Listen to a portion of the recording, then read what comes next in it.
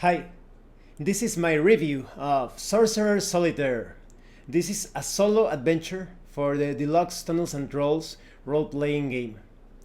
If you do not know what Deluxe Tunnels and Trolls is, I recommend you check out a link that I'm going to put in the description below. It takes you to my playlist of Deluxe Tunnels and Trolls reviews. I review the core rulebook and several adventures. This Sorcerer Solitaire solo adventure is a great starting adventure if you want to have a campaign with a spellcaster sort of character. This is for your wizard. Now let's talk about the quality of the PDF. The quality, well, I have some criticisms. My first criticism is the cover. And I'm going to put a link in the description to the module, so you check out the cover and you see that while the background and the title and the body of the character look good, the face of the character, the head, she looks really ugly. It looks like she has this sort of, what would you call it, the alcohol fetal syndrome, and she has this derpy looking mouth like, dude, it's a really ugly cover. It's a shame because everything else looks great besides the head. This PDF doesn't have bookmarks either, so it's not going to be easy for you to navigate the PDF as you are making your choices. I think it would have been great if they added hyperlinks to the different numbers of the choices that you take, so that you go to that exact paragraph or section, because otherwise you're going to have to scroll down, up and down the document, and there will be a risk of spoiling things for you. Unless you want to print the document, of course. So there could be some improvements. When it comes to the introduction, the right side of the introduction has been cropped. This is a very old adventure. Well, it's not like ancient, but it's somewhat old, and it has been adapted to Deluxe Tunnels and Trolls, but I would have liked it if they restored this introduction, because several paragraphs have been cut on the right side, so sometimes you will have a bit of a hard time understanding what some of the words are supposed to mean. Although after you read the paragraphs you get the idea of what was cropped off, but it would have been better if they fixed that. Those are my only criticisms. When it comes to the writing, it's quite clear. The writing is good. You really feel immersed or pulled into the adventure. The illustrations are in black and white and have that old school charm to them. The graphic design is also good, that it's simple. It only has a few embellishments every now and then. So when it comes to the quality, it's barely decent just because the writing is good and the illustrations look great, but the errors that I mentioned, they would have been it would have been better if they were corrected. Now let's talk about the content. You get a brief introduction when it comes to the history and the purpose of this module. This is an adventure specifically made for your spellcaster. It's not always easy to find good wizard focused modules in Deluxe Tunnels and Trolls, because spells are somewhat complex when it comes to handling them in role-playing games. You want to use your spells in many different ways. So in the different Tunnels and Trolls adventures, they either add some options or even a matrix of spells that determine what happens when you use a specific spell. And when it comes to this adventure module, it's great because they add a few simple choices and very straight to the point. You either succeed or perhaps you die. We will talk about that in a few moments. It's not as random as you would think. You also have some side effects that you could get when you use a couple of spells. You have some random tables to determine what happens.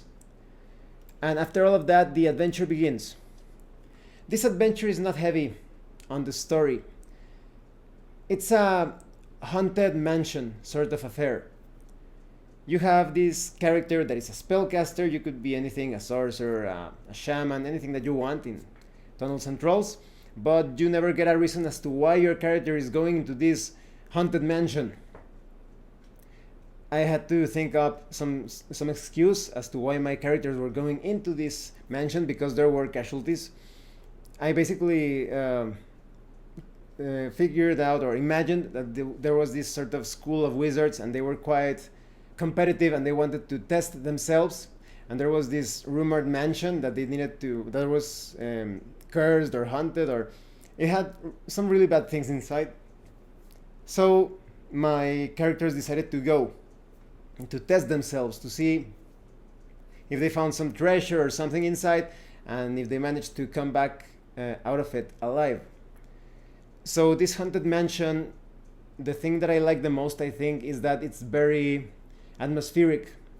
It reminds me of the Bedlam Tunnels and Trolls adventure. It's on the playlist that I linked in the description of this video. That adventure has a very good, very immersive atmosphere.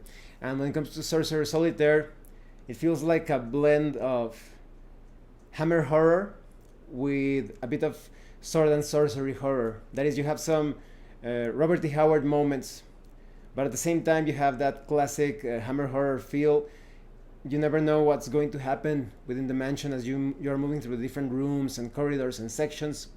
I actually felt a bit, I won't say, well, scared in the good sense of the term, right? It's not like I terrified myself, but I felt really like the creepy vibe as my character was moving, and sometimes I heard noises and I either saw or heard enemies coming at me, and because of the different noises that those enemies or perhaps some other threat produced, because you are never sure if it's going to be some sort of undead enemy or if it's just some sort of magical trap or something else, perhaps someone alive within the mansion, but you always get the feeling that you do not want to stay there to find out.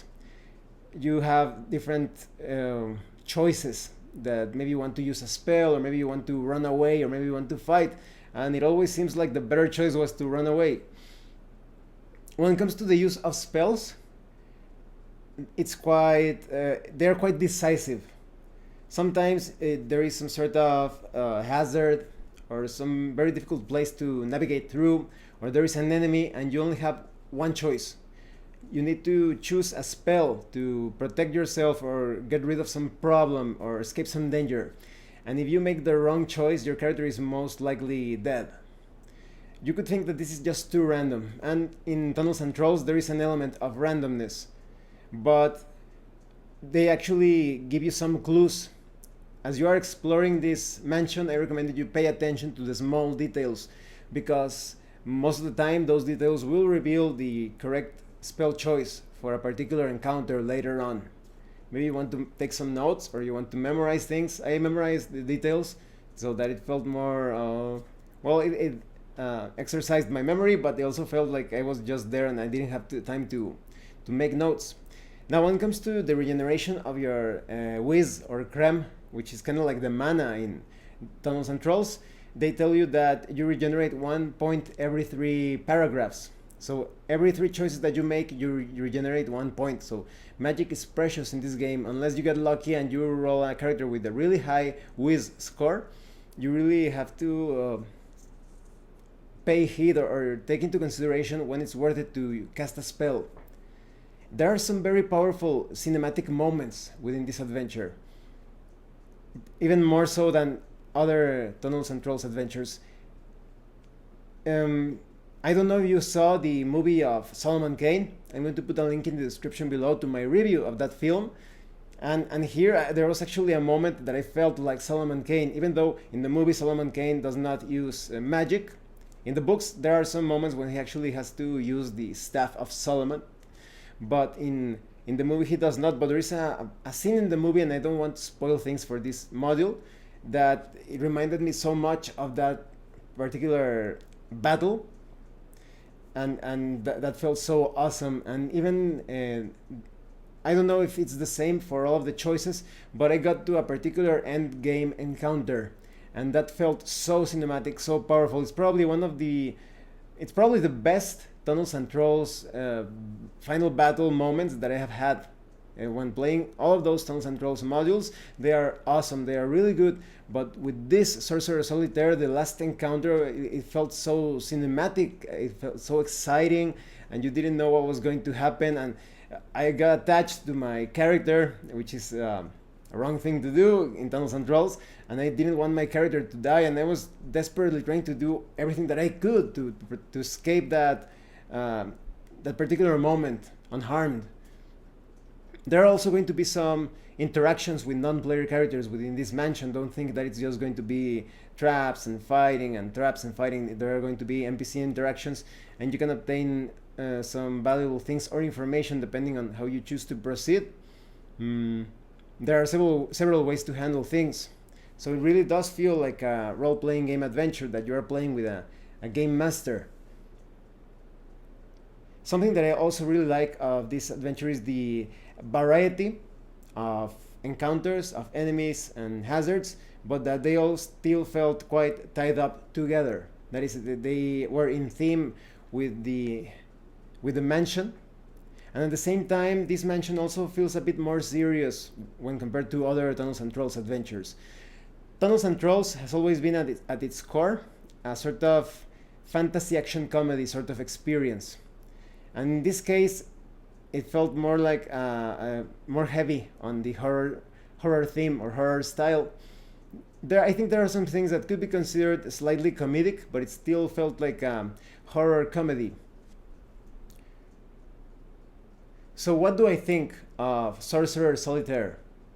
This is one of the best Tunnels and Trolls adventures. There are so many good Tunnels and Trolls adventures, and I have probably praised them in similar ways, but this one, when it comes to the handling of a spellcaster, you really felt like you needed to play smart, intelligent, like a wizard that has been studying all his life, or most of his life. The way that you have to pay attention to details to choose the right spell. There are so many moments in which you need to decide if it's worth it to use a spell. The entire mansion, most of it is in complete darkness, so you have to think if it's worth it to just move about blindly, or if you want to use a tool like a torch or something to light your way, or a spell. And those choices that you make could decide it all. Sometimes you have to think that if it's worth it to light something because you will be exposing your position, but other times you could think maybe there is something really dangerous in the dark. I need to see my way through it, even if I have to light a torch or use a spell or whatever. You really do feel like a sorcerer. You never feel like, oh, it's kind of like the warrior but with some spell options. You really feel like it's all up to you, especially because of all the supernatural threats within this mansion. I also like the different choices, well, you kind of want to go back after you finish this adventure to explore other sections of the mansion, but at the same time I really felt stressed out. When compared to Bedlam, with Bedlam, I feel like this sense of that I really want to go back to that module in the future. I really want to create another character and explore it again, because I felt like I didn't explore almost anything of Bedlam. But when it comes to Sorcerer Solitaire, it doesn't feel like the mansion is as big as Bedlam, as the Bedlam Sanitarium, but at the same time it feels really deadly, so deadly.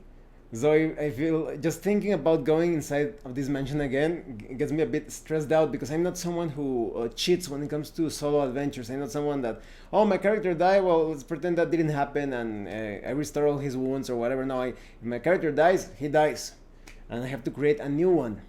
So really, I guess that's a positive of this adventure. Really gets you like a bit nervous of the fate of your character. But certainly this is the best way to start playing Tunnels and Trolls if you want to create a sorcerer or wizard to have your own campaign. For example, I actually decided to start this Sorcerer Solitaire to eventually take on the Death Trap Equalizer dungeon. Some of you may remember that from my Naked Doom review, that one of the paths that I took with one of my characters took me to the Death Trap Equalizer dungeon, but that character was a warrior and he had leveled up quite a bit because of the things he encountered in the Naked Doom dungeon, and so I actually managed to win the adventure in Death Trap Equalizer because of my additional strength and dexterity and some treasures that I obtained. But when I started, I decided to test Death Trap Equalizer dungeon with a starting spellcaster. I had no chance at all. If you're creating a spellcaster, you have no chance unless you perhaps get lucky and you roll a specialist or a paragon. The Death Trap Equalizer dungeon is going to be the death of your character immediately.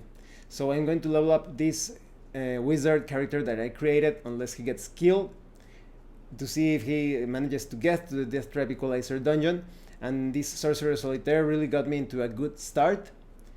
I also like it that because of the things that you find within this mansion, your character will start to take shape. You start to get a more sense of the personality of your wizard. For example, I found a particular bracelet that wasn't special, but I liked it, and because you as a wizard you can use either a staff or a piece of jewelry as your focus for your spells, I decided to make it like my spell focus. Instead of having the typical wizard staff, this is going to be my bracelet. I'm going to like point it at my enemies to shoot my spells and all of that. So definitely get Sorcerer Solitaire. If you are not aware of it, there is currently in Bundle of Holding an offer that gives you a bunch of Tunnels and Trolls books, the adventure modules, the core rule book. At the time of this review, I think it's going to be up for an additional 9 days. I had already purchased that offer like about a couple of years ago, if I'm not mistaken, but when they resurrect those offers in Bundle of Holding, they automatically add to your account anything that was added to the new offer. So in this case, they added the Elven Lord's Adventure, if I'm not mistaken, and the Vaults of Horror. And I got those for free because I had purchased the adventure before. And I also want to finish the Death Trap Equalizer dungeon because Vaults of Horror, that's horror with a K. Horror includes a solo adventure for the most powerful spellcasters. They actually give you a warning. They tell you, this solo adventure is for the most powerful spellcasters. So Sorcerer Solitaire is putting me on the right track, I hope. Well, definitely get this one. Definitely consider getting the offer at Bundle of Holding. It supports different charities. Also check out if the charity that they support is not shady or whatever. Sometimes they have good charities. Some other times they are quite questionable in my opinion. But definitely consider that. Well, thanks for watching my review. If you have any comments or questions, please let me know. And thank you so much to those that have been supporting the channel with Drive-Thru RPG gift certificates. If anyone else wants to further support the channel, the information how to do that will be in the description below. Once again, thank you, and see you later.